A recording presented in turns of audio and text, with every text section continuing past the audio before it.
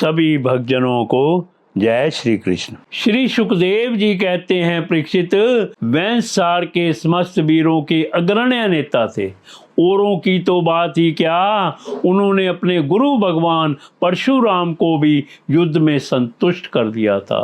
शंतनु के द्वारा दासराज की कन्या के गर्भ से 2 पुत्र हुए, चित्रांगद और विचित्रवीर्य। चित्रांगद नामक गंधर्व ने मार डाला। इसी दासराज की कन्या सत्यवती से पराशर जी के द्वारा मेरे पिता भगवान के कलावतार स्वयं भगवान श्री कृष्ण द्वैपायन व्यास जी अवतीर्ण हुए थे। उन्होंने वेदों की रक्षा की। परीक्षित, मैंने उन्हीं से इस श्रीमद् भागवत पुराण का अध्ययन किया था।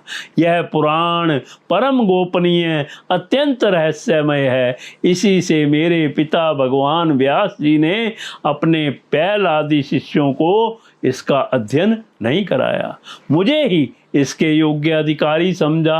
एक तो मैं उनका पुत्र था और दूसरे शांति आदि गुण भी मुझ में विशेष रूप से थे। शंतनु के दूसरे पुत्र विचित्रवीर्य ने काशीराज की कन्या अंबिका और अंबालिका से विवाह किया। उन दोनों को भीष्म जी स्वयंवर से बलपूर्वक ले आए थे। विचित्रवीर्य अपनी दोनों पत्नियों में इतना आसक्त हो गया कि उसे राज्यश्रमा रोग हो गया और उसकी मृत्यु हो गई। माता सत्यवती के कहने से भगवान व्यास जी ने अपने संतानहीन भाई की स्त्रियों से धृतराष्ट्र और पांडु 2 पुत्र उत्पन्न किए। उनकी दासी से तीसरे पुत्र विदुर जी हुए। परीक्षित, धृतराष्ट्र की पत्नी थी गांधारी, उसके गर्भ से 100 पुत्र हुए। उनमें सबसे बड़ा था दुर्योधन। कन्या का नाम था दुशला। पांडु की पत्नी थी कुंती। शापवश पांडु स्त्री विहार नहीं कर सकते थे, इसलिए उनकी पत्नी कुंती के गर्भ से धर्म, वायु और इंद्र के द्वारा क्रमशः युधिष्ठिर, भीमसेन और अर्जुन नाम के 3 पुत्र उत्पन्न हुए थे। ये तीनों के तीनों महारथी थे। पांडु की दूसरी पत्नी का नाम था माद्री। दोनों अश्वनी कुमारों के द्वारा उसके गर्भ से नकुल और सहदेव का जन्म हुआ। परीक्षित, इन 5 पांडवों के द्वारा द्रौपदी के गर्भ से तुम्हारे 5 चाचा उत्पन्न हुए। इनमें से युधिष्ठिर के पुत्र का नाम था प्रतिविधन्य, भीमसेन के पुत्र का नाम था श्रुतसेन, अर्जुन का श्रुतकीर्ति, नकुल का शतानीक और सहदेव का श्रुतकर्मा।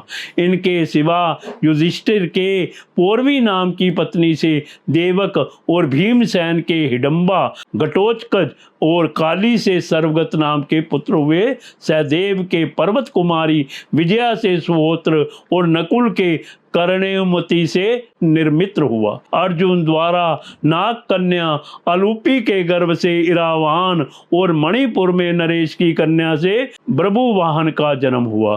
ब्रभुवाहन अपने नाना का ही पुत्र माना गया, क्योंकि पहले से ही यह बात तय हो चुकी थी अर्जुन की सुभद्रा नाम की पत्नी से तुम्हारे पिता अभिमन्यु का जन्म हुआ।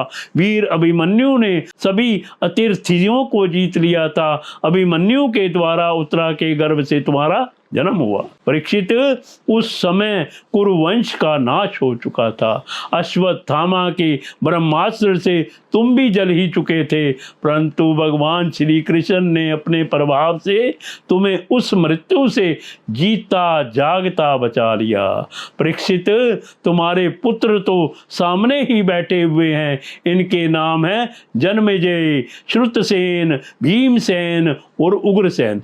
ये सब के सब बड़े पराक्रमी हैं।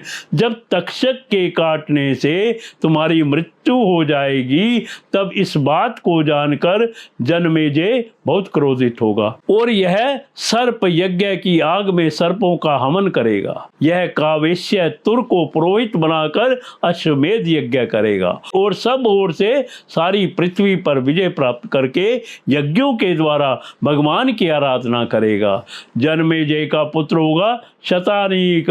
वह याज्ञवल्क्य ऋषि से तीनों वेद और कर्म कांड की तथा कृपाचार्य से अस्त्र विद्या की शिक्षा प्राप्त करेगा एवं शौनक जी से आत्मज्ञान का संपादन करके परमात्मा को प्राप्त होगा। शतानिका का सहस्रनिक का अश्वमेधज का असीम कृष्ण और असीम कृष्ण का पुत्र होगा नेमी चक्र। जब हस्तिनापुर गंगा जी में बह जाएगा तब वह कौशंबी पुरी में सुख पूर्वक निवास करेगा।